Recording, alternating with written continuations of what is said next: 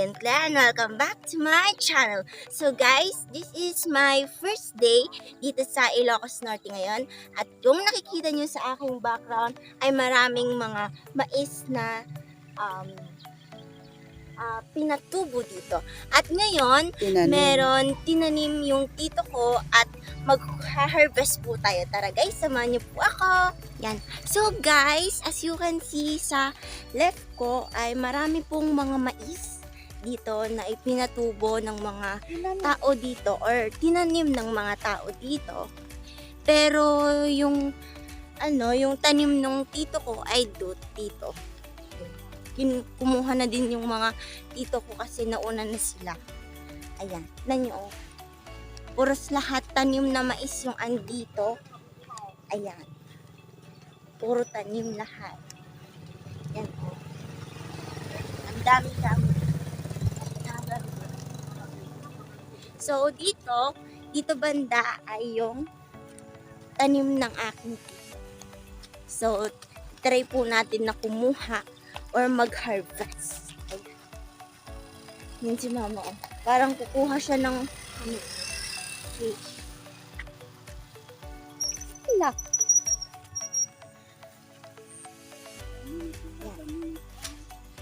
So guys, ito po yung tanim ng aking tito. Ayan, medyo nakuhaanan na po yung mga iba. Ayan. Hi Tito! Hi! Ayan. Hi Lace! Ala, dito kumita. Ayan, oh. Agala kay. Come and agala na. Let's go, agala daw. Tita, or naman nyo, digiti kasi yung tapakan-takan ng Ayan. So, saan yung pwedeng makuha mama yung hindi matigas? Ito. Yung Tapos. Ayan. Up. Wait lang. So, ayan guys. Meron po akong nakitang dalawa dito. Ayan, okay na daw ito.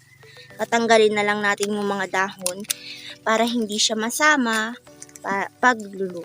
Ayan. Kumukuha kami ng ganito kasi ito yung aming merienda for today's video. Ay. Kasi Biyernes Santo ngayon, kaya hindi pwede munang mag-outing. Kaya ito muna yung aming merienda. Yan. Yan. So, ayan po yung mga kasama ko guys. Kumukuha din po sila ng mais na aming merienda mamaya. Ayan.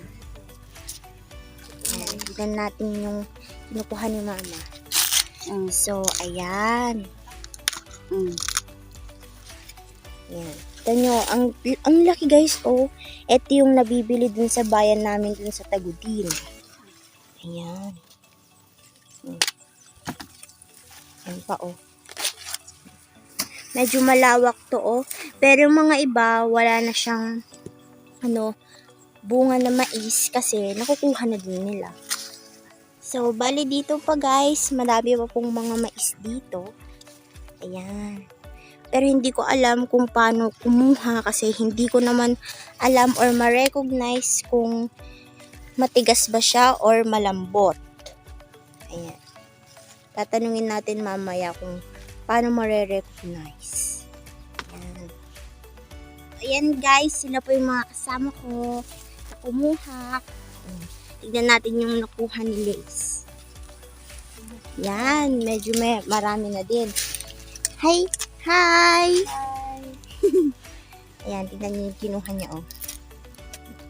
So, paano ma-recognize kung matigas or malambot yung isang mais?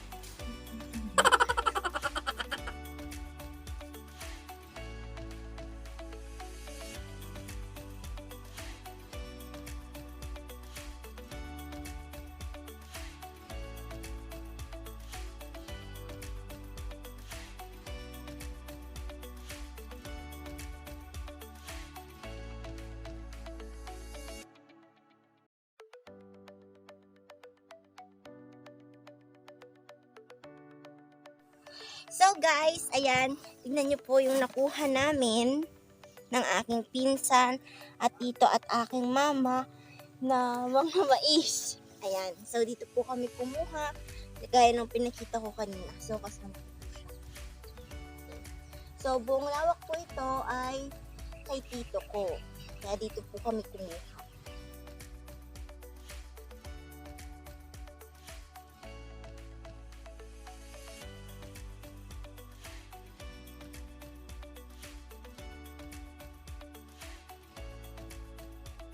So guys, kung makikita nyo po, sobrang lawak ng mga bukirin dito sa amin, dito sa Ilocos Norte.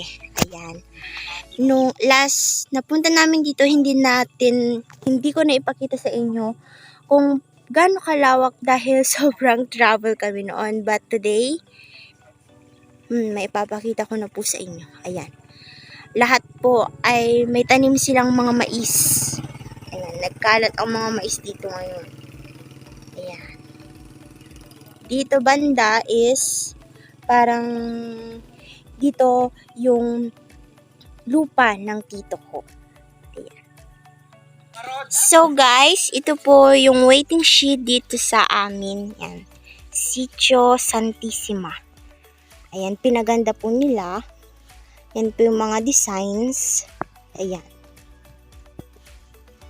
So ayan, pabalik na po kami sa pagkuha ng mga tanim nilang mga mais. Ayan. Pupunta ulit kami dyan pag uwi namin kasi mag-uuwi po kami. Ayan. Kasi sabi nila, matatamis daw po yung mga mais dito. At saka malalambot. Ayan. Dami lahat yan. Mais. Pero dun lang yung tanim ng tito ko. Dito sa kabila. Hindi ata sa kanila or may ibang nagtanim.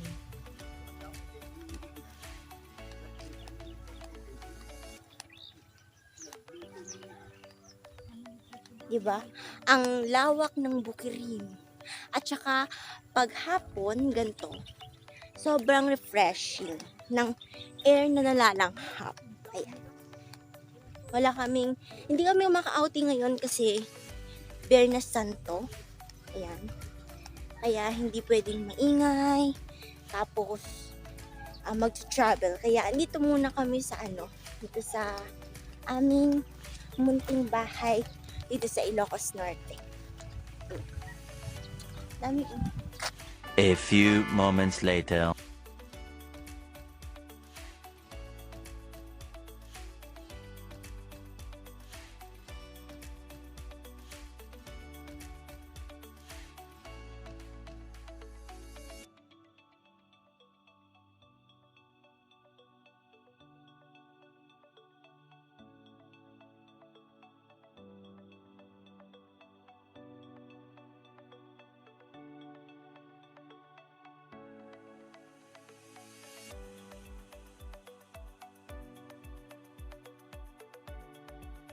Three hours later.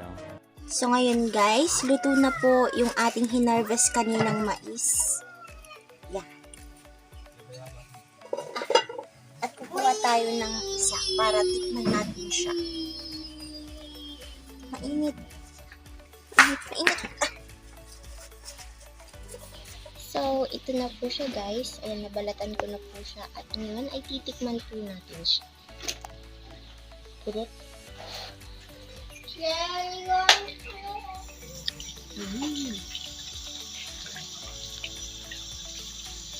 Sarap.